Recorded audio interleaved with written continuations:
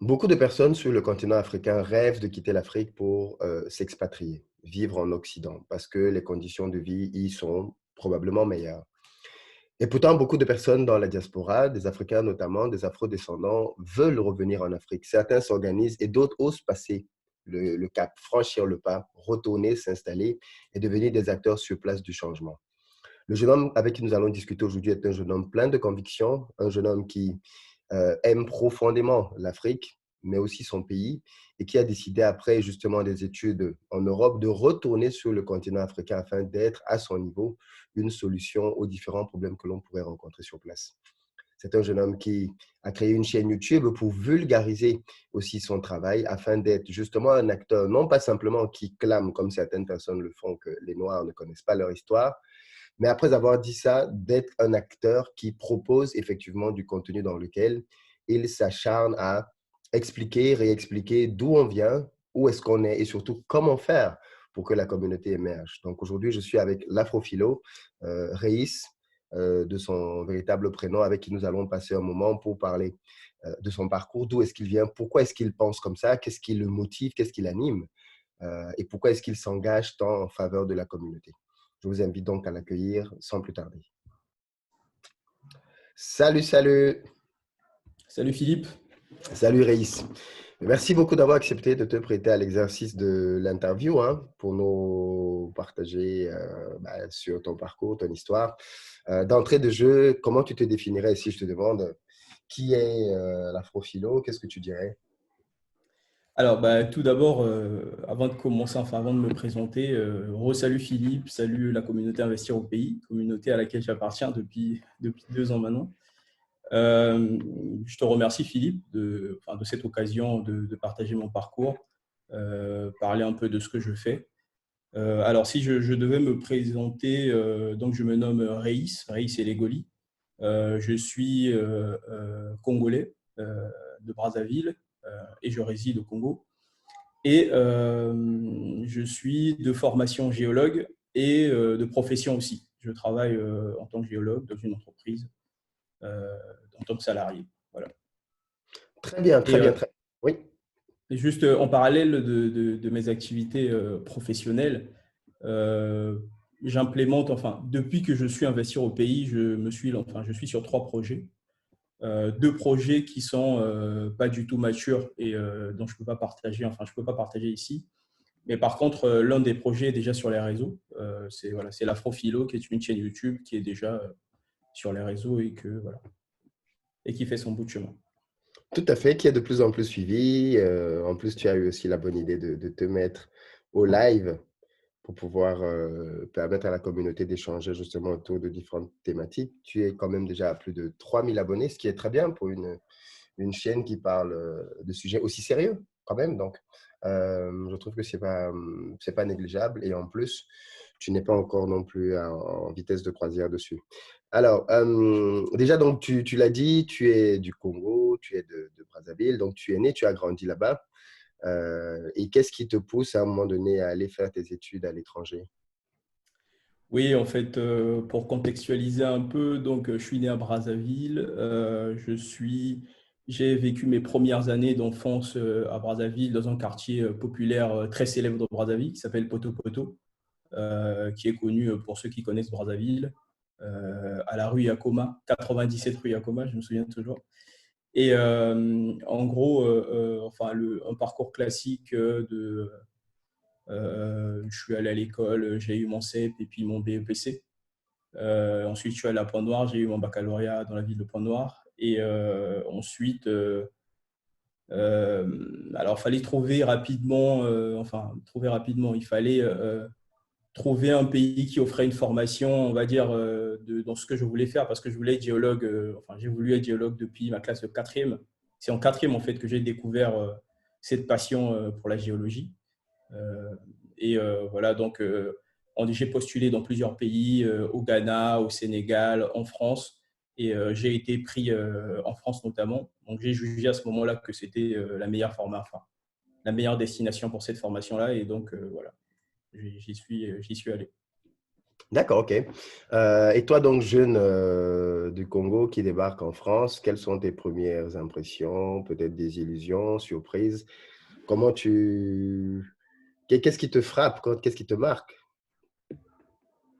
Alors, ce qui me marque, premièrement, c'est le climat. Le climat est vraiment différent. Je suis arrivé en mois de septembre et il faisait déjà frais, donc c'était déjà l'automne. Et le premier truc qui m'a marqué, c'était vraiment le climat. Le premier, enfin, c'est vraiment ça qui me revient en tête. Et après, globalement, l'aménagement, quand même, l'aménagement est très agréable. Et puis, une fois qu'on est lancé comment dire, dans la formation, aller à la fac, etc., on a quand même le sentiment que les choses tournent assez bien et que de notre côté, on n'avait qu'à faire dérouler, donner un peu de soi pour se former correctement et puis après avoir les diplômes comme les parents le voulaient et voilà, un peu comme aussi on se l'imaginait, quoi. D'accord, ok.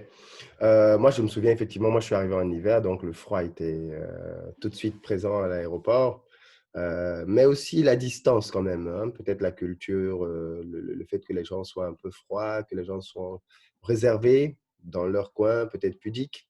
Ça changeait aussi beaucoup, parce que mine de rien, on ne s'en rend pas compte, mais c'est un gros changement quand même culturel, hein, pour notamment les jeunes qui arrivent pour des études et qui généralement sont seuls, ou du moins très rapidement vont se retrouver seuls parce qu'ils vont vivre dans des résidences étudiantes, ils ne seront pas avec leurs parents. Donc, c'est beaucoup d'apprentissage en même temps. On apprend une nouvelle culture, on apprend à vivre seul, on apprend à étudier dans un nouveau système. Bref, à tout cela, il faut s'adapter. En plus, avec une culture qui peut être plus ou moins diamétralement opposée à la sienne. Et ça peut aussi être Ouais. une difficulté d'insertion. Et malgré tout cela, tu vas faire tes études et tu vas finir par les terminer. Et qu'est-ce qui te décide donc à rentrer au Congo? Alors, juste à propos de la culture, au fait, quand j'ai commencé mes études, j'étais assez réservé moi-même. Je n'étais pas très ouvert. Je ne m'exprimais pas beaucoup. J'étais assez renfermé.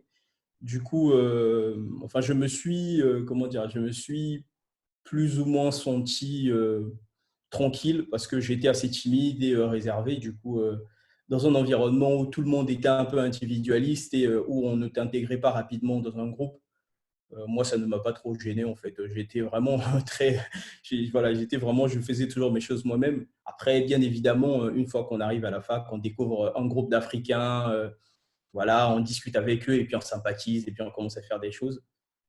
En parallèle, j'avais aussi d'autres activités dans le cadre universitaire avec tout le monde. Et du coup, ta question, c'était, j'ai oublié, qu'est-ce qui me décide de rentrer? Oui, la plupart des jeunes, quand ils finissent leurs études, restent à minima pour avoir une première expérience avant de rentrer. Et toi, pourtant, il me semble que ce n'est pas le choix que tu as fait. Tu as décidé juste à la fin de tes études de faire demi-tour. Qu'est-ce qui a motivé ce choix-là? Alors, c'est multi. Enfin, en Europe, en fait, j'ai un cursus. J'ai commencé d'abord à l'université. J'ai fait l'université, la fac, comme on dit, à Toulouse. J'ai fait 4 ans. Ensuite, donc à l'époque, c'était la dernière année où on délivrait le DEUG. Donc, j'ai eu après 2 ans, j'ai eu un DEUG. Ensuite, j'ai eu une licence. Ensuite, j'ai fait un master 1. Et après mon master 1, j'ai postulé pour une école d'ingénieur. J'ai fait une admission par titre. J'ai été admis dans une école d'ingénieur dans le nord de la France, à Nancy.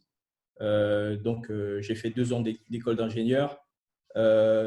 C'est plutôt une bonne école d'ingénieur dans le sens où il y a de la demande, en gros, surtout dans les pays où il n'y a pas assez de gens formés dans ces domaines-là, tels qu'en Afrique, par exemple. Bon, en Europe, quand même, il y en a beaucoup chaque année, il y a des grosses promotions. Mais voilà. Donc, du coup, il y avait quand même une certaine demande en Afrique de ce côté-là. Du coup, je n'ai pas chômé. Tu sais qu'en fin d'études, il y a toujours l'histoire du stage de fin d'études et tout. Il faut chercher, machin. C'est vrai que de ce côté-là, je n'ai pas trop chômé. Du coup, j'ai eu 2 demandes de stage de fin d'études. Une demande en France et une demande. Enfin, j'ai été accepté en France, une proposition en France et une proposition chez moi au Congo, de la même boîte. Du coup, voilà, j'ai vu sur ma situation personnelle, je suis principalement rentré. Déjà, j'ai eu cette opportunité-là. Ensuite, quand Sur place, il y avait aussi les questions familiales parce que je voulais me rapprocher, revenir, me rapprocher de mes parents, etc. Et puis, il y a aussi d'autres paramètres, bien évidemment. Et avec du recul, je ne regrette pas le choix que j'ai fait. Je pense que c'était un super choix parce que ça m'a permis de, comment dire, de faire pas mal de choses déjà et sur le plan, enfin, sur le plan de mes analyses et de mes lectures, parce qu'on va parler après, j'imagine, de la lecture, parce que j'ai une énorme passion pour la lecture, ça m'a permis de… Parce que, en fait, en voyageant à 18 ans, en allant en Europe à 18 ans, en fait, on ne connaît pas vraiment chez soi. Enfin, c'est mon point de vue. On connaît les amis, on connaît le quartier, on rigole, mais on n'est pas encore un jeune adulte. On n'a pas encore certains points de vue, certaines analyses, une approche de la vie. Et en fait, en passant de 18 ans à 25, 26, 25 ans en Europe, en gros, on est passé dans un autre univers et revenir en Afrique, ça permettait vraiment de, voilà, en tant qu'adulte, avoir vraiment une vision d'adulte sur la société et renvoyer ça par rapport aux analyses que j'avais eu à faire, etc. Donc, sur le plan personnel, ça m'a été, enfin, c'était très agréable. Sur le plan professionnel, ça se passe plutôt bien. Et sur le plan de mes analyses également, ça me permet, voilà, d'avoir une approche pragmatique de l'Afrique jusqu'à présent. Pourquoi le besoin de penser l'Afrique? Pourquoi le besoin de- d'avoir une idéologie dessus? Beaucoup de jeunes s'en foutent un peu. Les gens vivent leur vie tranquillement, constatent des injustices ou des choses qui ne vont pas bien, peuvent les dénoncer de temps en temps, sans plus. Ou alors, pour beaucoup, se limitent à des solutions basiques. Mais chez toi, on a l'impression qu'il y a quand même tu es allé un peu plus loin et tu continues d'ailleurs d'analyser pour comprendre. Et déjà, pourquoi ce besoin-là? Et peut-être que la question que je pose après apporte la réponse, mais quand tu commences à t'intéresser justement en tant que jeune adulte à l'Afrique, qu'est-ce que tu découvres? C'est peut-être ce que tu découvres qui te pousse après à te bouger, mais qu'est-ce que tu découvres? Voilà. Au fait, ça vient de questions qu'on se pose, qu'on s'est déjà posées, enfin, que je me suis posé quand j'étais enfant, pendant tout mon parcours d'enfance, enfin, jusqu'à l'adolescence. Il y a tout un tas de questions que je me suis posées, en fait, et en général, j'ai du mal à supporter les contradictions. J'ai du mal à entendre quelque chose et voir le contraire. J'ai vraiment du mal à ça. Et moi, j'appelle ça des contradictions. Et mon cerveau, il chauffe. Tu vois. Quand je vois trop de contradictions, ma tête commence à chauffer et du coup, je dois trouver des réponses derrière. Et j'ai remarqué énormément de contradictions enfin, pendant ma vie d'enfant. Alors, les premières contradictions, c'était déjà globalement, on avait quand même l'impression que dans la société africaine et aussi dans la vie de tous les jours, on naviguait un peu à vue quand même. On voyait que les gens se posaient les questions sur les choses que quand ça venait. C'est-à-dire qu'une personne ne se posait la question de où est-ce que je vais scolariser mon enfant? Est-ce qu'il y a des bonnes écoles pour scolariser les enfants que quand il avait un enfant? On se posait la question de où est-ce que mes enfants iront faire des études supérieures que quand il avait le bac, tu vois. Et on ne se posait pas la question avant, est-ce qu'il y a plein d'universités? Est-ce qu'on a aménagé des universités? On se posait la question de la qualité des hôpitaux que quand on tombait malade, tu vois, il n'y avait pas de préméditation. Quand il y avait des aînés qui avaient le bac, qui avaient fait des études supérieures et qui finissaient leurs études et rentraient, les parents se posaient la question du chômage de la jeunesse que quand leurs enfants cherchaient du boulot. Et ça, quand même, je me disais, mais c'est pas possible. Enfin, tu as quand même un enfant que tu nourris durant toute ta vie. Il passe toutes les étapes, il a le bac et tout. Et enfin, tu le fais quand même parce que derrière, il y a quelque chose. Derrière, il y a quelque chose que tu veux léguer, tu veux qu'il construise une société. Mais j'ai l'impression que le but ultime, on ne le pense pas. C'est-à-dire qu'on vit juste au jour le jour. Et ça, déjà, c'est quelque chose qui avait commencé j'ai commencé à me poser des questions. Ensuite, il y avait tout ce qui était rapports sociaux. C'est-à-dire, pourquoi il y a des riches, pourquoi il y a des pauvres, quelle est ma classe sociale à moi, etc. Ça vient un peu de mon histoire personnelle. Bon, je ne dirais pas que je viens d'une famille très pauvre, mais on n'était pas non plus riche. C'était une famille relativement modeste. Comme je disais, je viens de Poto Poto, c'est un quartier très populaire, rue Yakoma, on peut aller vérifier au 97. Voilà, une cour commune, familiale, etc. Et ce qui m'avait frappé, en fait, depuis que je suis petit, ce sont les rapports de classe dans la famille élargie, tu vois. Quand on allait rendre visite aux gens et tout dans les différentes familles, on voyait bien que les gens n'étaient pas lotis pareil, tu vois. Tu partais dans telle famille, c'était les chiottes à la turque, tu vois, c'était cour commune, chiottes à la turque, et c'était conditions de vie très difficiles. Tu partais dans une autre famille, c'était château château hyper maison baraqué, avec des murs très hauts, tout est nickel, les toilettes, les chiottes, machin, tout est propre, avec des serviteurs. Enfin, tu voyais bien le décalage.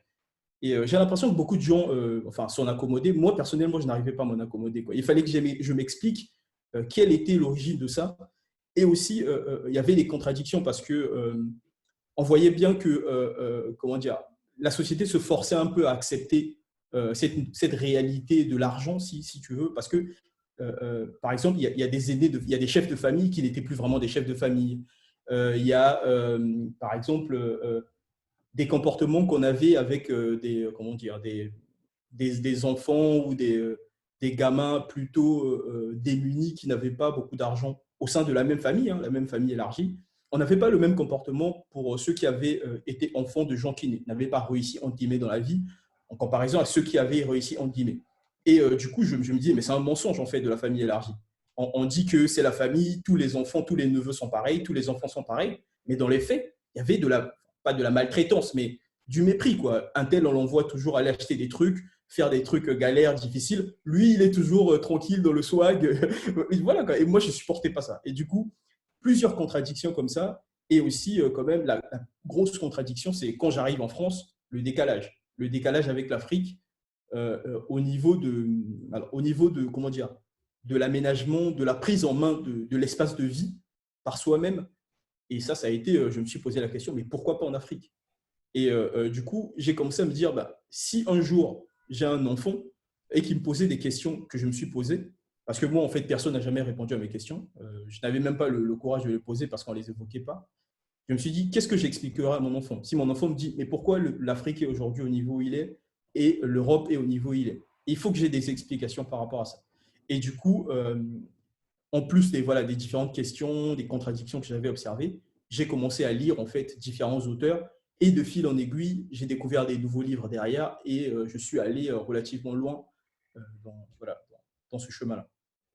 D'accord, très bien, très intéressant. On va entrer un peu dans ta lecture aussi, mais euh, et déjà, la passion pour la lecture, elle te vient comment? C'est quelque chose que tu tombes dessus accidentellement, c'est depuis petit, c'est quelque chose que tu as forcément nourri. Comment ça vient? Parce que tu sais, on aime bien dire de manière, est-ce que c'est cliché, est-ce que c'est vrai? La fameuse phrase, si tu veux cacher quelque chose à un noir, mets-le dans un livre. D'où te vient, toi, cette passion pour la lecture? Est-ce que c'est quand tu es en Afrique déjà ou c'est arrivé en Europe ou... Alors, je pense, enfin, comment dire, d'expérience en allant voir un peu ce qui se faisait chez les amis quand j'étais petit et par rapport à chez moi. Et j'ai remarqué que dans les familles, en général, il y avait des petites bibliothèques, des bibliothèques où il y avait souvent des livres religieux, quelques bouquins de politique, quelques petits bouquins. En tout cas, c'était le cas chez moi et chez les amis chez qui je partais, mais il n'y avait pas vraiment une culture de la lecture. C'est-à-dire que il n'y avait pas, par exemple, une famille qui s'asseyait autour d'une table et qui discutait, par exemple, d'une idée lue dans un livre, d'un point de vue, etc. Ce sont des choses qui n'existaient pas. Et du coup, en reproduisant un peu ce qui se faisait dans la société, je n'ai pas beaucoup lu de mon enfance jusqu'à mes 15 ans à peu près, 15-16 ans, parce que voilà, en reproduisant un peu ce qu'il y avait dans la société. Par contre, j'étais fan de quelque chose quand j'étais gamin, c'était la narration. À cette époque, en fait, il y avait des gens qui enregistraient des histoires dans des cassettes et on pouvait écouter ces histoires, en fait. Et moi, j'aime la narration, en fait. Les films que j'adore sont les films où il y a un narrateur. Et en fait, j'aime bien qu'on raconte une histoire avec des intrigues, une histoire bien tenue, etc. Tu as Et en connu fait, le défunt et célébrissime Patrick Guémadon? bien sûr, bien évidemment. Bien évidemment, bien évidemment. J'ai des super soirées avec Exceptionnel, enfin, hein? Exceptionnel le exactement. concept, exceptionnel. Exactement. Ça faisait travailler les imaginaires. C'est quelque chose, ça reste quoi. Ça reste beaucoup plus que certains films, par exemple. Bon, j'ai oublié la moitié des films que j'ai vus, Ouais. mais Patrick Guémat, donc ça reste, effectivement. Et donc voilà, par exemple. Et donc, de cette passion de la narration, à partir de mes 15-16 ans, j'ai commencé à découvrir un peu des livres, on appelle ça des livres de pseudosciences.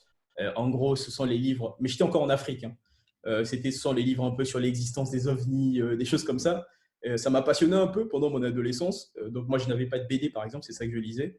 Et donc, j'allais en Afrique, souvent, les libraires, ils vendent des livres au sol.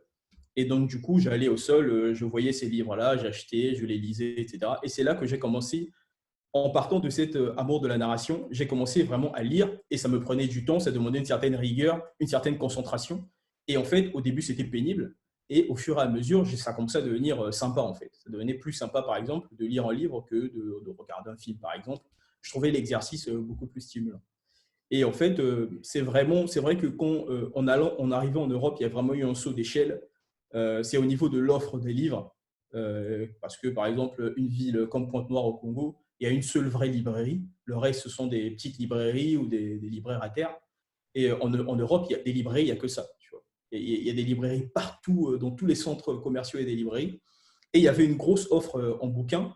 Et à partir de ce moment-là, il suffisait pour moi juste d'aller chercher les réponses aux questions que je me posais pour trouver les bons livres. Parce que pour moi, le bon livre, c'est le livre qui répond aux questions de ta vie. Tu vois, c'est le livre qui te permet, enfin, les livres qui te permettent de comprendre ta vie, en fait. Parce que notre vie, il y a beaucoup, enfin, je ne sais pas si tout le monde le fait, mais moi, j'ai une manie à analyser ma vie et j'ai des questions que je me pose naturellement. Et en lisant certains bouquins, j'ai juste fait waouh parce que en fait, ça m'a permis d'expliquer certaines choses en fait. Et parfois, c'était pas du tout connecté. Parfois, tu lisais des auteurs qui n'ont rien à voir avec l'Afrique, qui t'expliquaient des réalités que tu avais vécues. À ce moment-là, tu étais obligé de t'y soumettre et de dire que j'ai compris ceci. Tu vois.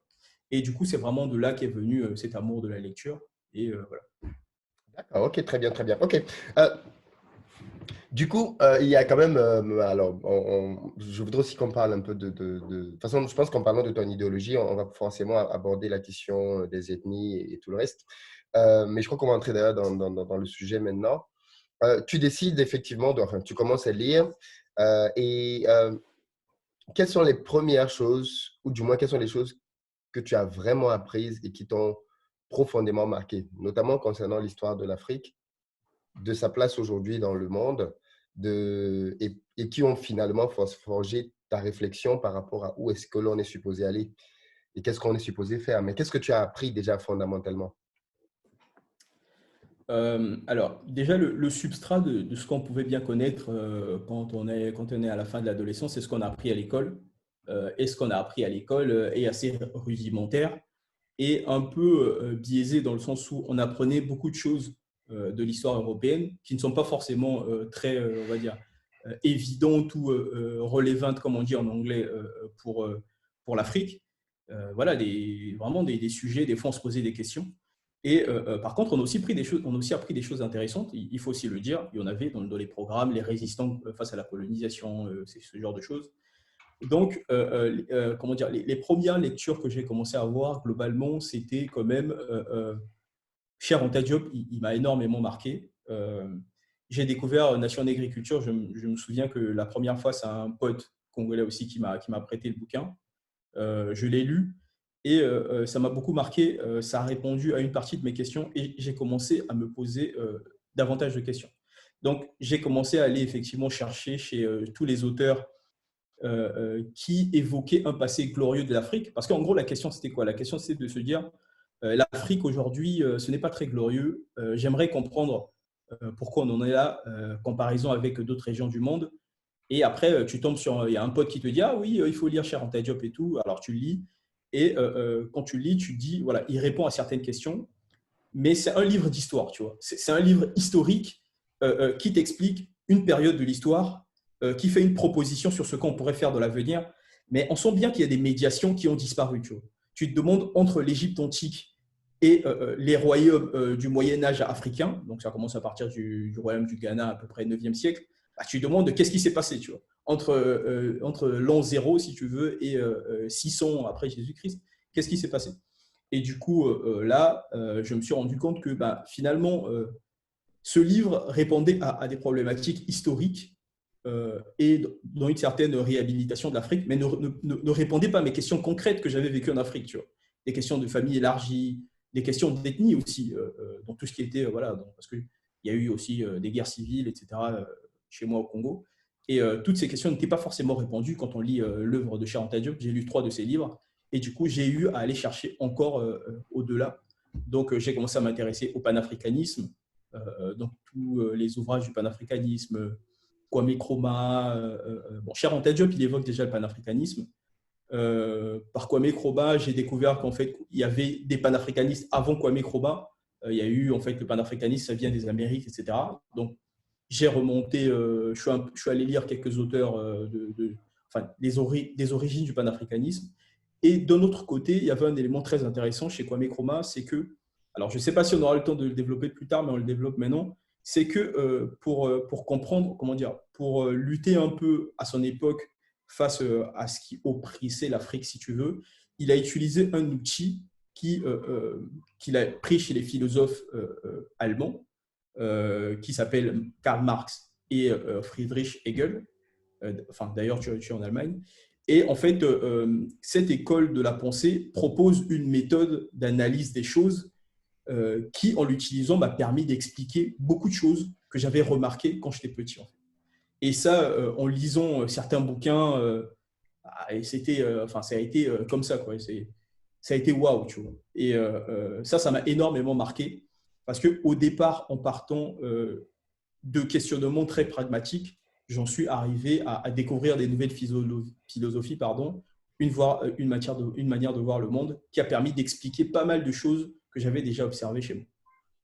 Et juste en parallèle à ça, en parallèle à un peu ce côté idéologique, euh, c'est vrai que chez moi, quand même, j'ai toujours développé le côté où, notamment, en fait, enfin, c'est un peu un parallèle, mais quand j'étais au collège et au lycée, en fait, je faisais partie du groupe de gens qui, dont les parents se sacrifiaient un peu pour nous envoyer dans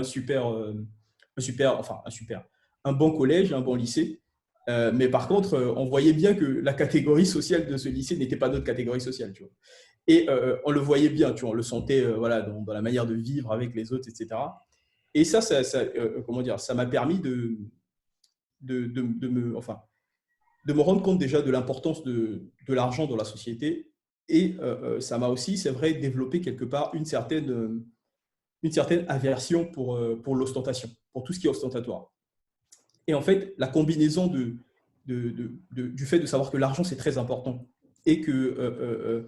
et cette aversion pour l'ostentation, ça m'a poussé déjà à la lecture parce que c'est ce qui me permettait un peu de me démarquer un peu parce que c'est tout ce que j'avais en fait. Je n'avais pas des moyens financiers, si tu veux, voilà, je ne pouvais pas m'acheter le dernier t-shirt à la mode, les baskets à la mode. Et ce qui me permettait de créer mon univers, c'était aussi la lecture.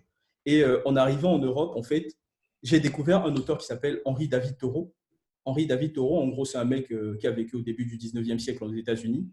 Et en le lisant, en fait, il a eu beaucoup d'impact sur moi parce qu'il m'a permis de combiner mon mindset épargne qui venait justement de cette aversion de l'ostentation, de gaspiller son argent pour l'ostentation et le côté où l'argent est important. Il a développé mon côté épargne et il a développé mon côté capacité de travail, tu vois. Il promouvait vraiment la capacité de travail anglo-saxonne qu'on connaît bien au nord des États-Unis, où les gens ils sont vraiment dans le travail, une capacité à faire les choses par soi-même, etc. Et en lisant ce gars, en fait, j'ai pu vraiment, il m'a permis de combiner tout ça et d'avancer dans mes études et d'avancer aussi dans tout ce que j'entreprenais en parallèle, etc. Donc, la lecture de Thoreau, ça a vraiment été un point important dans ma vie qui m'a permis derrière de faire pas mal de choses. D'accord, ok, merci beaucoup pour la clarification. Euh, tu soutiens que euh, les ethnies sont le cœur de beaucoup de problèmes en Afrique et que c'est souvent négligé ou très peu abordé, très peu théorisé. Pourquoi? Alors, comment dire? C'est une question un peu complexe. En fait, quand je dis que les ethnies sont un problème majeur, en fait, c'est une simplification de la chose. En fait, je simplifie juste pour m'exprimer rapidement. Mais en réalité, ce qui est un problème, en fait, ce n'est pas un problème. Mais pour dire les choses clairement, le problème, c'est quoi? C'est qu'en Afrique, on a la société était formée avant, mais elle évolue aujourd'hui. On avait des familles élargies ou des clans, si tu veux, et c'est la somme des clans qui forment une ethnie en général, une tribu, un peuple plus en général, de manière plus générale. Tu vois.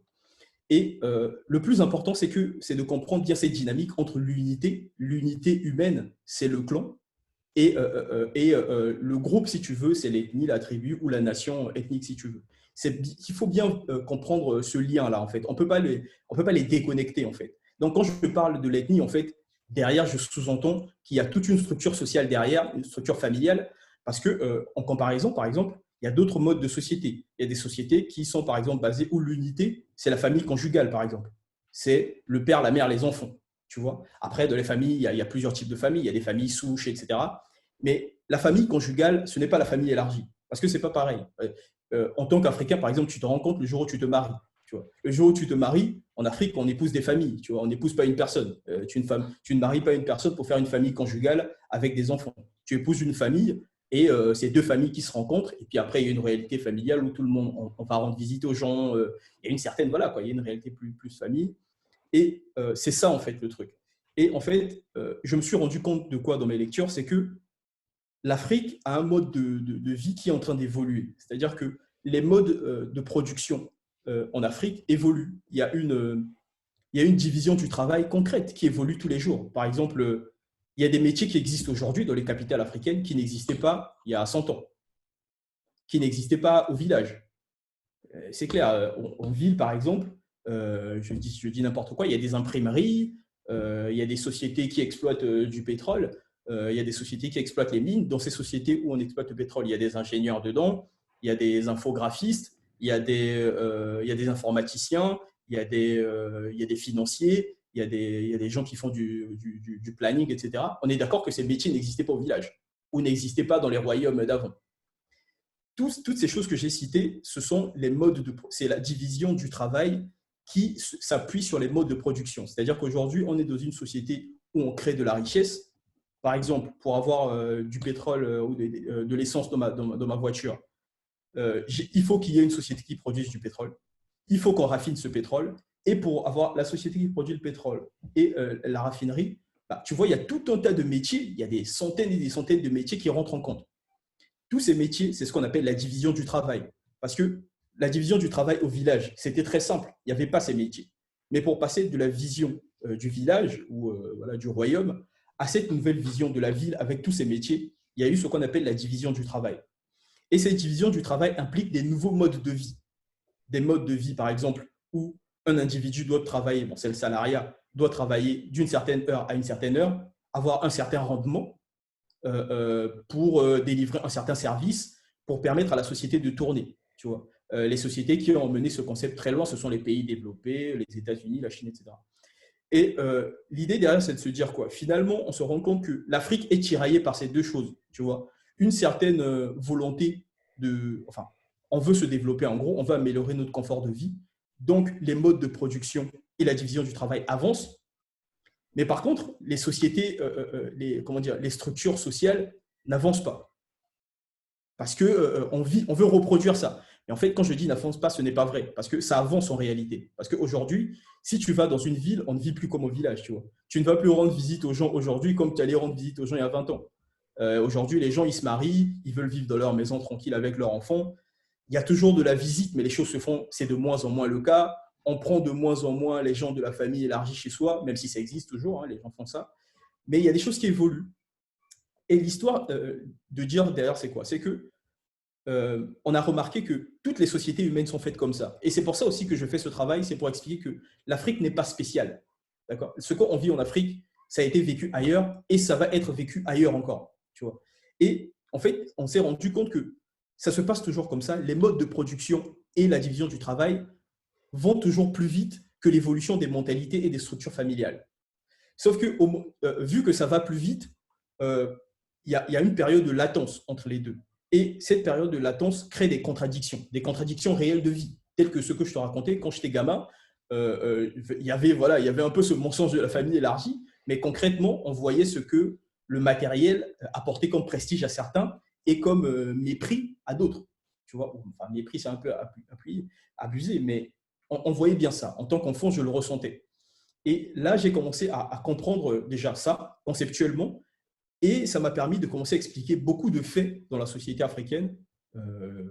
Alors, les faits, il y en a plein. Par exemple, un chef de famille, par exemple, qui meurt et qui a laissé un grand patrimoine, Par exemple, dans comment dire, les structures, certaines structures familiales en Afrique, certaines structures sociales feraient que on déshérite les enfants du monsieur qui est mort, par exemple, au profit, par exemple, voilà, de la famille élargie, etc.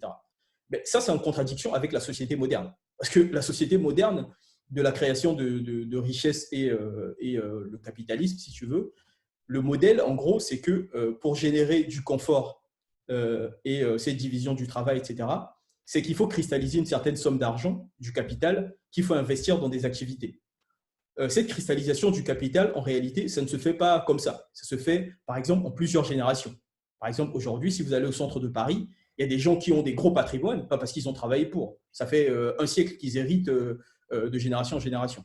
Mais on est d'accord que si la richesse du travaillé au départ par un gars qui s'est vraiment foulé et qui a énormément travaillé était dilapidée de génération en génération par plusieurs gens, par plusieurs personnes d'un clan. Et d'ailleurs, c'est bien que j'utilise le mot gens parce que, en fait, gens, c'est clan, mais en latin, si tu veux. C'est un mot qui a évolué. En fait, gens, c'est parce que les clans ont existé en Europe aussi. Et on appelait ça gens, ça vient de gens. Et gens, c'est gens, c'est devenu gens en français. Et justement, si chaque génération, les gens, donc le clan, venaient dilapider chaque fois les richesses de génération en génération, il n'y aurait pas de cristallisation de richesses en Europe. Il n'y aurait pas de capitalisme, il n'y aurait pas ce que l'Europe a connu. Et si l'Europe l'a connu, c'est qu'à un moment donné, ils ont fait des choix réels. Et ces choix réels, si vous voyez dans l'histoire de l'Europe, ça a été à un moment donné de dire, par exemple, que n'héritaient que les descendants d'une personne. Après, n'héritait, par exemple, que le premier des descendants d'une personne. Tu vois, c'est tout ça qui a construit l'Europe. Tu vois, nous derrière, tu arrives en tant qu'étudiant en Europe, tu vois, il y a des jolies routes, c'est hyper aménagé, il y a des immeubles partout. Tu te dis, c'est génial, ça a toujours existé. Pour avoir ça, il n'y a eu que l'esclavage et l'exploitation des richesses de l'Afrique. Non, il y a eu d'autres médiations. Tu vois, il y a eu d'autres médiations et ces médiations ont été décidées. Et elles ne sont pas parfaites, ces médiations, parce que, bien évidemment, ça a généré aussi de la misère derrière. Il y a des gens qui étaient déshérités, par exemple. Voilà, ce n'est pas parfait, mais par contre, le cheminement, il est objectif. C'est pour dire que pour arriver à un objectif, c'est ça qui s'est passé. Tu vois, et il faut en avoir conscience et décider de ce qu'on veut faire. Parce que si on veut vivre toujours dans une société confortable, c'est-à-dire le confort matériel généré par cette société capitaliste de la production de matériel, mais on ne veut pas faire évoluer nos consciences, on est dans une contradiction. Et le problème, c'est que quand tu es dans une contradiction, c'est un peu… alors, je vais faire un petit parallèle à l'échelle individuelle. Le meilleur exemple que je trouve, c'est l'exemple que tu prends dans le domaine du business. C'est que tu dis, j'ai déjà vu dans plusieurs de tes vidéos, entre une personne qui ne génère pas de richesse, qui ne produit pas de valeur, et une personne, par exemple, qui a un chiffre d'affaires de, je dis n'importe quoi, 100 000 euros par mois, il y a un cheminement qui s'est passé, mais la personne n'est plus la même, tu vois. Entre la personne qui générait 0 et la personne qui génère 100 000, ce n'est pas la même personne, tu vois. La personne a évolué dans sa manière de voir le monde, de sa manière de voir l'argent, dans sa manière de vivre avec les gens qui sont autour, choisir son environnement, vivre avec sa famille, etc. Ce qui est valable pour une personne, c'est valable pour une société. Pour une société qui est capable de produire des richesses, par exemple, je ne sais pas moi, 100 tonnes de textiles chaque année, 1000 tonnes, je dis n'importe quoi, 10 tonnes de fer d'acier fondu, etc. chaque année, et une société qui ne la produit pas, qui ne produit que quelques cacahuètes et trucs, on est d'accord qu'il y a des… faut que pour que la société change, comme l'individu a changé, il faut que la société aussi change. Et le problème, c'est que moi, je dis, entre le mec qui avait 0 et le mec qui a 100 000, les gens veulent gagner 100 000, mais ne veulent pas faire l'effort qu'a fait le mec. C'est pareil pour les sociétés. Les sociétés veulent gagner, avoir les richesses des pays développés, mais ils ne veulent pas faire bouger leur conscience, enfin leur mindset, leur vie sociétale, leur structure sociale pour arriver à ça aussi. Et ça crée une contradiction. Et tu sais bien que le mec… Oui, je voulais juste… Termine, ouais. Et tu sais bien que le mec qui aspire toujours à avoir beaucoup d'argent, mais qui fait que le dire et qui n'agit pas, ne fait pas évoluer ses trucs, il est dans une contradiction qui fait que, en fait, il fait du statu quo, tu vois. Et vu qu'il fait du statu quo, en parallèle, les autres avancent. Et c'est ça qui se passe au niveau de l'Afrique. On fait du statu quo, les autres continuent à avancer, et plus ils avancent, plus ça devient de plus en plus criant, parce qu'on voit, on se dit, mince, en Afrique, on ne peut même pas fabriquer ça, alors que ça fait 100 ans qu'on fabrique ça dans un autre pays. Tu vois. Et ça, quand on le voit maintenant, on se dit, ah ouais, c'est trop criant. Mais derrière, il y a eu des médiations qu'on n'a pas pris en compte. En fait. Voilà. Quelqu'un avait dit un jour, j'avais trouvé ça fort intéressant, que si on prend les populations occidentales, si on fait un changement de population, on prend les populations occidentales, on les met en Afrique, en quelques décennies, l'Afrique sera très, très avancée. On prend les populations africaines, on les met en Europe, en quelques décennies, l'Europe va chuter. Et au travers de cela, il voulait démontrer qu'en fait, c'est le peuple, c'est la culture du peuple. Et il allait même plus loin en disant que même en maintenant les dirigeants actuels, on prend les populations occidentales, américaines, européennes, on les met en Afrique. En une semaine, le dirigeant tombe. Exactement. En une semaine, le Exactement. dirigeant tombe. Exactement. Et en fait, ça, c'est aussi quelque chose, alors je le partage parce que tu l'as évoqué, mais c'est quelque chose que j'ai appris et ça s'appelle la dialectique. En gros, c'est un raisonnement. La dialectique, c'est une philosophie qui a été développée il y a très longtemps par des philosophes grecs et qui a été remis au goût du jour par un philosophe allemand qui s'appelle Hegel. Bon, il est traité de raciste pour d'autres raisons, mais ça n'empêche quand même que l'outil qu'il développe est intéressant. Et lui, il dit par exemple qu'on ne peut pas séparer une élite d'un peuple, tu vois. Ça, c'est un truc qu'on fait de manière partout, on le fait. Sur Oui. les chaînes de télé, dans tous les débats, on nous explique que les Africains ne méritent pas leurs élites, ce n'est pas normal, les élites africaines n'aiment pas leur peuple, etc. Et on fait ça, on dit ça comme une assertion, ça ne peut pas changer, c'est comme ça, tu vois. Et en lisant, en faisant cet exercice de dialectique, on peut se poser une question très simple, pour faire les choses très simplement. Si vous prenez un président africain, par exemple, tout seul, le président, parce que tout est de la faute du président, bien évidemment, du dirigeant. Hein, tous les autres est derrière, les Toujours. directeurs, tous ceux qui font les choses dans les magouilles partout, c'est pas bien, ça c'est pas grave. Le plus coupable des coupables, c'est le président. Bon, très bien, pourquoi pas. Mais vous prenez un président africain, vous le mettez dans un pays nordique, tu vois, en Scandinavie, le mec, il ne tiendra pas 2 jours, tu vois, déjà. Oui.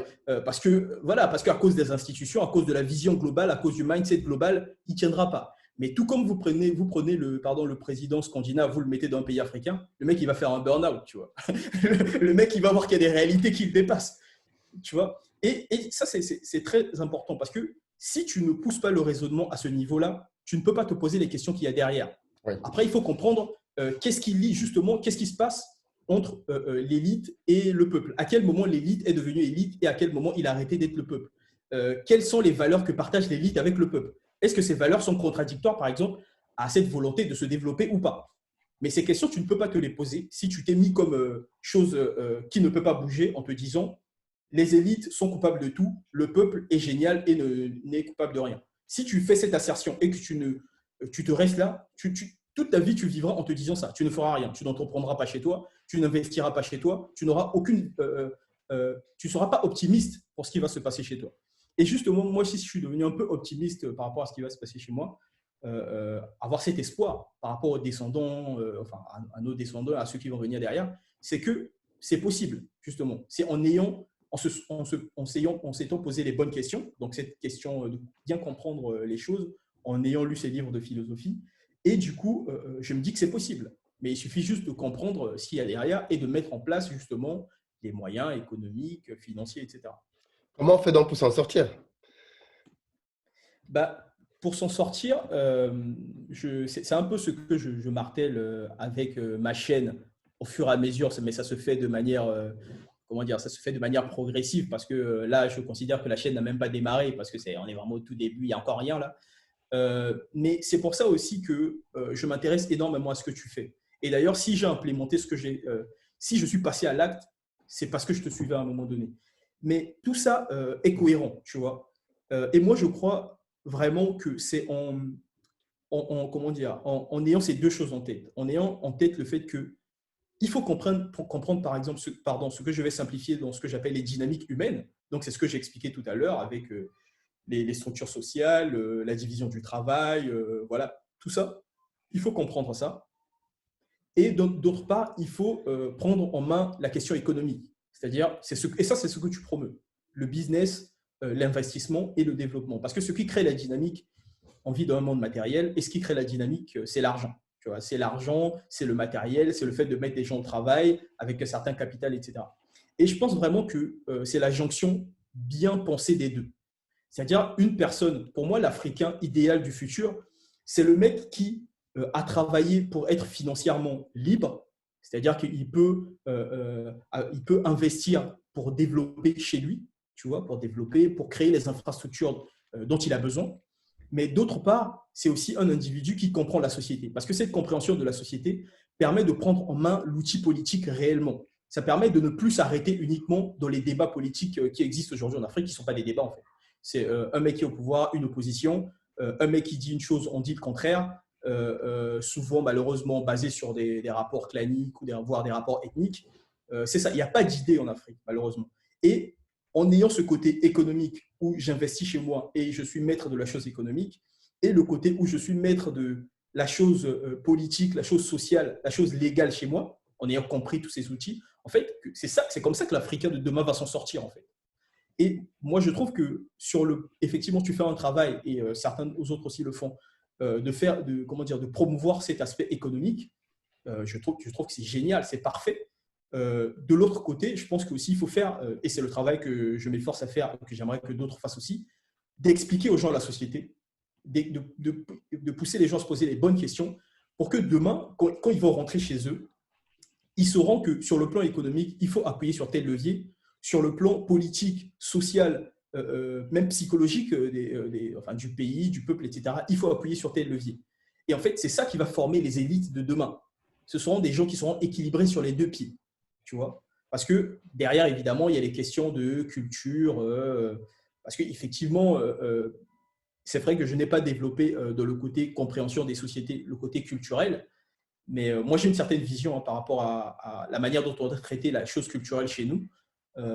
Et ça aussi, ce sont des choses dont on doit, on doit avoir conscience de tout ça et implémenter les choses tout simplement. Moi, par exemple, l'un de mes rêves aujourd'hui, ce serait de créer une grande bibliothèque, par exemple, nationale, ou un grand musée, où on aurait, par exemple, on passerait en revue, je sais pas, tous les groupes ethniques d'Afrique, avec les spécificités, les langues, les représentations oniriques, les habillements, etc., le savoir-faire de ces régions, tu vois, une sorte de grand salon où on passerait de salon, enfin de grands musées où on passerait de salon en salon et on découvrirait ça. Je pense que ce serait génial, tu vois. Et les gens, du coup, ils iraient vraiment découvrir sur le plan culturel ce qu'on est, ce qu'on a été, etc. Tu vois. Contrairement à toujours dire, par rapport à certains discours, dire que le village c'est génial, mais sans jamais retourner au village, tu vois. Moi, je trouve que c'est un bon compromis, tu vois. C'est un bon compromis. Emmener le village à la modernité, transformer le folklore à la culture. Ça, sur le plan culturel, ce sont aussi des choses qu'il faudrait prendre en main. Donc, vraiment, ces deux aspects, en gros, pour l'Africain de demain qui veut vraiment changer son continent, en fait. Alors, tous les panafricanistes ont fait de l'unité africaine la base pour tout changement. Mais quand on prend la dimension ethnique, clanique dont tu as fait allusion tout à l'heure, est-ce que ce n'est pas quelque chose d'utopique? Euh, alors, il y a plusieurs points de vue sur cette question. D'ailleurs, on a déjà eu des débats houleux sur ta chaîne, des débats fameux. Est-ce que finalement, le fait qu'il y ait plusieurs ethnies, c'est une entrave à construire une nation ou pas? Alors, moi, je dis oui, etc. Et, alors, il y en a d'autres qui viennent, ils disent non. Il y a d'autres exemples. On n'est pas obligé d'avoir tous une même identité ethnique pour construire un État. Bon, ce qui est bien avec les débats, c'est qu'on peut développer plusieurs choses, mais à un moment donné, ce qui fait foi, c'est la réalité. Tu vois. Ce qui fait foi, c'est ce qui s'est passé dans les faits. Tu vois. Et aujourd'hui, contrairement au père des indépendances et au père du panafricanisme, donc contrairement à Kwame Nkrumah, contrairement à Julius Nyerere, à Kenyatta ou à Mugabe ou à d'autres, nous, aujourd'hui, on a 60 ans de recul par rapport à eux, ou en tout cas par rapport à l'époque où Sharon Diop il écrivait dans les années 70 ou Kwame Nkrumah écrivait dans les années 60. On a 60 ans de recul et normalement on a acquis des nouvelles données. On a une nouvelle vision de l'Afrique. Et malheureusement, on peut au moins être d'accord que l'outil ethnique a été un ferment, un fer de lance à plusieurs problèmes régionaux qui ont fini, qui sont entrés dans une dérive très, très grave. Et on ne le voit malheureusement pas que dans un seul pays. On le voit quand même dans plusieurs pays. Il y a des pays qui l'ont bien, comment dire, qui ont bien géré la question et qui ne sont pas arrivés dans ces extrêmes-là. Il y a des pays qui ont très très mal géré la question. Je pense qu'il y a des raisons historiques à ça. Mais par contre, globalement, on peut quand même le remarquer. On peut quand même l'énoncer. Et pourquoi dire ça? Tout simplement parce qu'on va se dire derrière que le fait qu'il y ait plusieurs ethnies n'empêche pas que, par exemple, qu'on construise un pays avec une vision fédérale, etc. Mais moi, ce que j'observe dans l'histoire, c'est que bien que la question ethnique soit une question neutre, en fait, il n'y a pas de problème avec l'ethnie, mais ça a souvent été utilisé parce que tu sais, les humains, dans le jeu politique, on utilise tous les outils qu'on a pour avoir raison, pour gagner en politique, etc. Et malheureusement, ces outils-là, les 60 ans d'histoire qu'on a, on observe quand même que ce sont des paramètres qui sont souvent revenus, pardon, et qui ont plutôt joué dans le sens de retarder les pays africains sur certains paramètres, sur plusieurs paramètres même, je dirais. En face de ça, on peut quand même se poser la question de à quoi ressemblent les pays développés aujourd'hui. Les pays les plus développés qu'on connaît aujourd'hui, donc on va dire l'OCDE, on va dire la Chine, enfin, l'Europe en général, les États-Unis qui ont été pendant longtemps à la tête du monde, etc. À quoi ressemble la cohérence ethnique de ces pays-là? On pourrait quand même se poser la question. Est-ce que, par exemple, les ethnies qui existaient il y a 500 ans en France existent encore aujourd'hui en France, tu vois? Est-ce que les ethnies qui existaient il y a 500 ans au Mali existent encore aujourd'hui au Mali, tu vois? Et est-ce que l'existence de ces ethnies a un impact sur le déroulement, sur l'évolution des choses? Moi, je pense que profondément oui, tu vois. Mais il y a beaucoup de médiations qui rentrent en compte. Mais je peux vous dire une chose, enfin, à ceux qui nous suivent, une chose est sûre, c'est que les ethnies qui existaient il y a 500 ans en France, en Chine, au Japon, n'existent plus aujourd'hui. C'est fini. Parce qu'en général, les gens, ils pensent régionalisme. Ils disent oui, en France, il y a les Basques, en Belgique, il y a les Flamands, il y a les Wallons, etc. Ça, ce ne sont pas des ethnies, en fait. Ce sont des constructions régionales qui ont évolué et qui ont déjà agrégé plusieurs ethnies. Et comment dire, dans le niveau d'en dessous, les structures claniques ont disparu dans ces comment dire, dans ces représentations régionales, si tu veux. En Afrique, ce n'est pas le cas. En Afrique, il faut savoir que il y a 1200 ans, existaient déjà les Malinqués, les Soniqués, les Peuls, etc. En France, il y a 1500 ans, il y avait les Burgondes, ce qui a donné la Bourgogne, tu sais, Burgondie. Burgondie, c'est Bourgogne en anglais. Enfin, Burgondie, Bourgogne, c'est la même chose. Il y avait les Burgondes, il y avait les Francs-Saliens, il y avait les Francs-Rhénans, il y avait les Alamans, il y avait les Wisigoths, les Ostrogoths. On est d'accord que ces ethnies n'existent plus. Enfin, je veux dire, il n'y a plus d'Ostrogoths en France, etc. Donc, à un moment donné, pour construire une certaine comment dire, pour construire une certaine vision nationale, il y a quelque chose qui s'est passé dans l'histoire, tu vois. Et la question de se dire que le problème, c'est quoi? C'est que avec la colonisation, on a été confronté à des groupes cohérents qui avaient forcément un idéal national parce qu'ils avaient fait un travail en amont, ils avaient construit une certaine histoire sur 1000 ans, sur 1500 ans. Ils avaient des pays qui agrégeaient 50 millions de personnes, 40 millions de personnes, alors que nous, sur place, aujourd'hui encore, tu as des ethnies qui regroupent 20 000 personnes. Tu as des ethnies de 15 000 personnes. Moi, par exemple, je suis en train de faire un répertoriage de toutes les ethnies d'Afrique. J'espère faire un jour une sorte d'atlas des ethnies d'Afrique. Il y a des groupes ethniques qui ont 10 000 personnes. Aujourd'hui encore. Tu vois, et qui ont leur langue propre, etc. Donc, le truc, c'est que c'est juste que de manière pragmatique et sans rentrer dans les détails, dans les médiations, d'un côté, on a des groupes humains cohérents qui sont réunis sous une entité commune qui a une certaine projection dans l'avenir. Et d'un autre côté, il y a des groupes qui ne sont pas moins intéressants, moins importants, mais qui, par exemple, se pensent plus à petite échelle, tu vois. Et le fait qu'on ait été agrégé dans des États qui nous ont enfermés sans que notre conscience ait accepté ça, parce qu'en Europe, en fait, ce qui s'est passé, c'est la guerre. Hein. Il y a eu des guerres, on a agrégé des groupes, etc. Ben, on s'est un peu retrouvé sans vraiment notre consentement à vouloir diriger des pays où il y avait différentes personnes, mais en se disant que finalement, il faut construire quelque chose en commun. Le problème, c'est que le jeu politique derrière, la conquête du pouvoir, tu vois, c'est la politique, tu vois. La conquête du pouvoir, ça existe depuis les Romains, les Grecs. Ce n'est pas quelque chose qui se fait toujours de bonne foi, tu vois, la conquête du pouvoir. Et on utilise tous les moyens qu'on veut, enfin, qu'on peut pour arriver au pouvoir. Et malheureusement, la présence voilà, des ethnies et des vieilles structures familiales ont souvent joué contre la construction des nations africaines qui sont encore jeunes aujourd'hui. Mais dans l'histoire, c'est un peu ce qui s'est passé. Donc aujourd'hui, le dire, ce n'est pas dire qu'il faut que les ethnies disparaissent. Clairement, ce n'est pas mon propos. Mais le dire, c'est juste poser des faits. Tu vois.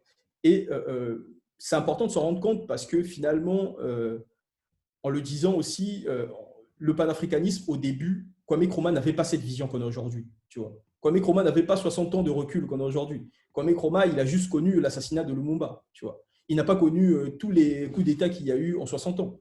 En 60 ans, en Afrique, il y a eu plus de 200 coups d'État. C'est un record mondial. Tu vois. Et nous, aujourd'hui, on a ce recul-là. Et la moindre des choses qu'on peut faire, c'est prendre toutes les données qu'on a eues en 60 ans, mettre à jour la vision du panafricanisme des pères fondateurs, tout simplement. Et d'autant plus que, en allant dans les détails, on se rend compte que en fait, le panafricanisme n'est même pas une idéologie africaine. Tu vois, c'est même pas une idéologie née au sein des ethnies africaines. C'est une idéologie qui est née dans des originaires d'ethnies qui ont perdu l'idée de l'ethnie, qui sont passés de la vision ethnique à la vision raciale, parce qu'ils ont été déportés dans un monde où ce qui les unissait, c'était la race. Tu vois, et ils ont créé un concept racial, et c'est ce concept racial qui est revenu en Afrique, qui, dans un premier temps, a permis la décolonisation, parce que c'est la lutte, ce sont les panafricanistes qui ont porté le combat anticolonial. Mais par contre, derrière, cette idéologie n'a pas pu aller plus loin, parce que derrière, il y avait des réalités locales qui étaient des entraves à ça. Tu vois. Et aujourd'hui, il faut juste faire l'analyse et puis réfléchir à des modèles alternatifs, tout simplement. Mais ces modèles, ils sont effectivement à construire. Et c'est pour ça que, justement, sur ma chaîne, je parle de toutes ces choses-là et que je fais des directs et que les gens échangent et proposent en fait des choses nouvelles. Parce que je ne dis pas, je dis vraiment pas que j'ai la solution, mais par contre, je dis par contre que j'ai le mérite, en guillemets, de poser les questions sur la base des faits que j'observe. Et ça, beaucoup de gens ne le font pas, malheureusement. Ils se voilent les yeux et des fois, ça devient des drames sur le terrain. Merci beaucoup, très intéressant. Le temps passe très vite, malheureusement, on arrive au terme, c'est passé très vite. Mais on va compléter les questions, je pense, lors du direct qui sera fait en soirée de jour de la projection. S'il fallait résumer succinctement l'idéologie que tu veux que les gens retiennent, ce serait laquelle? Alors, si je dois résumer, ce serait tout d'abord que l'Afrique n'est pas un continent particulier, un continent spécial qui serait moins bien ou meilleur que d'autres. L'Afrique est un continent normal. Quand on comprend l'histoire et les médiations historiques, on se rend compte que l'Afrique a eu des entraves géographiques, des entraves anthropologiques, etc., qui ont fait qu'elle soit au niveau où elle est aujourd'hui. Donc, j'aimerais d'abord dire aux gens que l'Afrique n'est pas un continent spécial, c'est un continent normal. Et je le dis aussi bien aux Africains qui ont perdu l'espoir sur l'Afrique, les Africains optimistes qui veulent faire des choses, même les Européens qui se disent que les Africains, ils sont un peu spéciaux, c'est un continent spécial, on ne peut rien faire là-bas, ils sont comme ceci, ils sont comme cela. Non. Quand on étudie l'histoire de manière sérieuse et qu'on voit les médiations, l'Afrique est un continent normal. D'ailleurs, on peut rapprocher ça à l'Amérique latine, à l'Amérique du Sud. On peut faire les comparaisons et se rendre compte que l'Afrique est un continent normal. Maintenant, ce que j'aimerais dire aux gens, parce que quand même, on est quand même dans cette dynamique aujourd'hui avec cette jeunesse de vouloir construire l'Afrique, j'aimerais dire aux gens, couplez les deux choses. Lancez-vous dans l'entrepreneuriat, lancez-vous dans l'autodétermination économique, parce qu'à un moment donné, c'est bien de lire les livres, mais si tu n'as pas de quoi manger, tu ne liras pas le livre, parce que voilà, il y a des priorités dans la vie. Mais par contre, on ne peut pas faire sans le livre, tu vois. On ne peut pas faire sans le livre. Et en Afrique, par exemple, tu le dis tout le temps, il y a beaucoup d'entrepreneurs. L'Afrique est bourrée d'entrepreneurs, tu vois. Tous les jours, devant chez moi, il y a des femmes qui vendent des fruits, tu vois. Et ce sont des entrepreneurs. Mais ce qui fait que il y a 10 ans, elles vendaient toujours ces fruits. Et il y a 20 ans, leur mère, vendait ces fruits, c'est qu'elles n'ont pas lu. C'est ça, en fait. C'est l'idée qui permet de scaler, de changer de niveau. C'est la lecture. Le truc qui leur manque, c'est la lecture. Donc, si on prend ce mindset entrepreneurial qu'on a déjà naturellement, parce que nos États ne font pas totalement leur travail et parce qu'on ne produit pas assez sur notre continent, on prend ce côté entrepreneuriat, ce côté business, et qu'on couple ça à la lecture, une vision de la société, une compréhension des humains, de la psychologie humaine, des structures sociales, etc., une analyse de la société. Et ces deux choses vont nous permettre en fait d'aller plus loin que ce que nos parents ont fait, que ce que nos parents et ceux qui étaient avant eux ont fait. Et c'est ça en fait qu'on appelle le progrès. Et moi, je pense qu'on peut progresser en Afrique. Mais par contre, il faut accepter les faits, c'est très important. Il faut être humble par rapport à ça et il faut donner de soi. C'est-à-dire que il ne faut pas s'asseoir devant la télé. Vous ne pouvez pas le faire en fait. On vous assied devant la télé. Vous ne pouvez pas faire vous ne pouvez pas lire en vous asseyant devant la télé, vous ne pouvez pas développer un mindset assez percutant pour aller épargner de l'argent, prendre des risques, etc., en vous asseyant devant la télé. Tu vois. Mais ne pas s'asseoir devant la télé, c'est donner de soi. Tu vois, c'est sacrifier un plaisir, une détente. Voilà. Mais on le fait parce qu'on a un certain espoir, en fait, dans ce que va devenir l'Afrique. Et donc, moi, j'appelle les gens à faire ce sacrifice de soi et accepter les faits, tout simplement. Accepter les faits et sur la base des faits, proposer quelque chose de nouveau pour progresser. Merci beaucoup, Reïs. Merci d'avoir pris le temps de faire cette interview avec nous, de nous avoir parlé un tout petit peu de ton parcours, d'avoir remis en exergue l'importance de la lecture, de l'analyse personnelle, de l'importance d'avoir une analyse basée sur des faits et pas sur des clichés, et de l'importance, bien évidemment, de s'y intéresser et d'approfondir les choses pour ne pas justement tomber dans des réponses faciles. Il y a beaucoup de choses à aborder. J'espère qu'on pourra continuer les questions lors de l'interview ce soir. En tout cas, je te souhaite une très bonne journée, bonne continuation à toi. Et bien évidemment, j'invite le max de personnes à s'abonner à la chaîne l'Afrophilo. C'est très facile de la trouver et puis de regarder le contenu. Si vous aimez l'Afrique, vous allez forcément être intéressé par ce qui s'y partage. Merci encore. Je te souhaite une très bonne journée. Merci beaucoup, Philippe. Merci pour cette occasion et à très bientôt. À très bientôt. Merci à toi. Ok, ça marche. Merci beaucoup une fois de plus à Fofilo d'avoir accepté de se prêter à l'exercice de l'interview. L'objectif de ces interviews, c'est bien évidemment de mettre en exergue des profils, des parcours.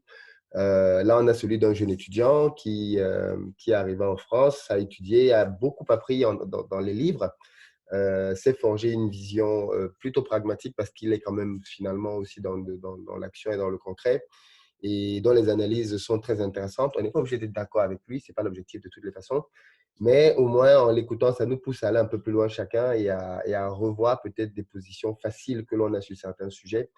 Et je trouve que son pragmatisme aussi est très intéressant. Donc, dites-moi dans les commentaires ce que vous pensez des différentes idées qui ont été développées dans cette vidéo. Rendez-vous ce soir pour le direct avec lui et je vous souhaite une très bonne soirée, une très bonne journée plutôt d'ailleurs. Ciao.